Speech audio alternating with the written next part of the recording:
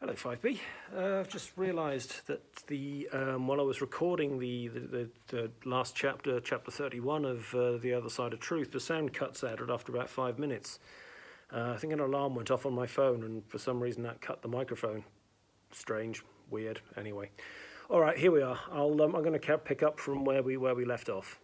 Okay. Now Mama was dead and Uncle Tunde was far away. Who could Papa talk to? So he was explaining to her, his daughter.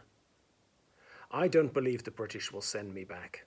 Anyway, not so soon after the Sarawiwa affair. Papa's voice had been steady, but now he hesitated. I don't want you and Femi to worry. Let me talk to Femi now. Femi held the receiver like a wooden statue. Apart from tiny humming grunts, he didn't reply to Papa. Sade took the receiver back to say Odabo. Papa's voice had become very quiet. Sade waited until she'd closed the latch on the gate and was walking beside her brother. The bare trees along the pavement stretched upwards like elderly hands with knuckled fingers begging. I know a way to help Papa. Will you come with me after school? Where? Femi frowned at her suspiciously. I can't tell you yet. I have to check something first. Both of us must go, Sade declared calmly.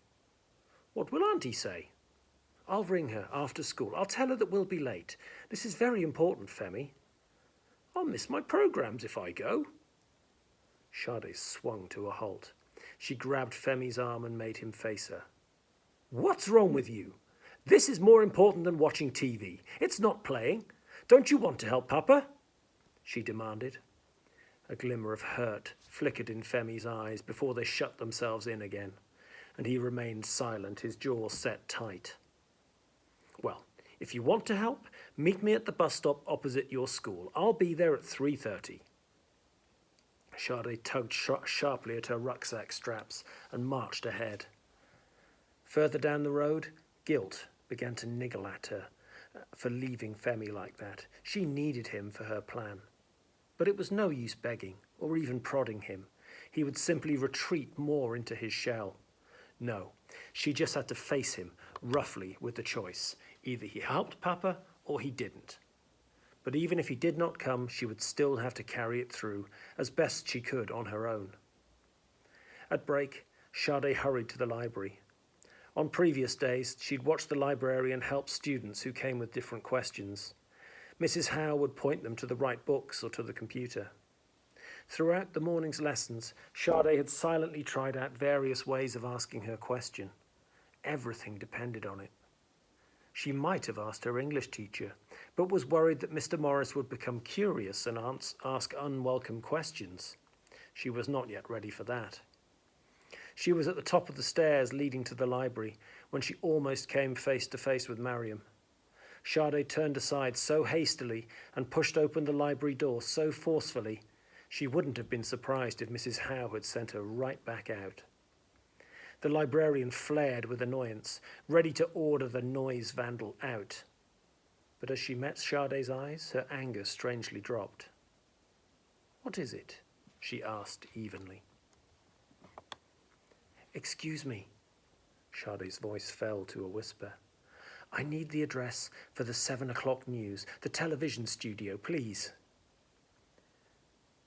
15 minutes later, Sade eased her way through students crowding the stairs and corridors with the address on a piece of paper in her pocket. It was somewhere near the centre of London, according to Mrs. Howe. At lunchtime, Sade returned to the library to study a map. On the back of the paper with the address, she drew a rough map and wrote in the names of roads and places she would need to recognise.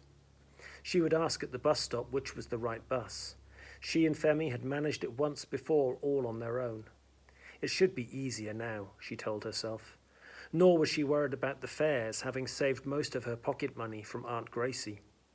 Her biggest worry was Femi. She fervently hoped he would come with her. She needed him for her plan as much as she needed his company. Sade reached the bus shelter at 3:30 and scanned the small group of waiting passengers. No Femi huddling among them. Only a couple of children were still waiting outside Greenslade School. They wound their arms around their coats to keep out the wind whipping down the street. Femi must have gone back to his television programmes. Aunt Gracie would have a piece of cake and a drink waiting for him, and the house would be warm. She couldn't blame him. She should have explained more of her plan, instead of being so secretive. But she told him it was for Papa. Didn't he care? Sade looked for a notice about the buses. A small board with the glass broken indicated the place where there had once been information about bus numbers and routes. Her eyes trailed across to Femi's school again. The 2 children had gone and the school looked deserted. If she was already feeling cold and lonely, it was going to be far worse this evening. She was wondering whom to ask about the bus when somebody tugged her coat. She swung around. Femi had come, after all.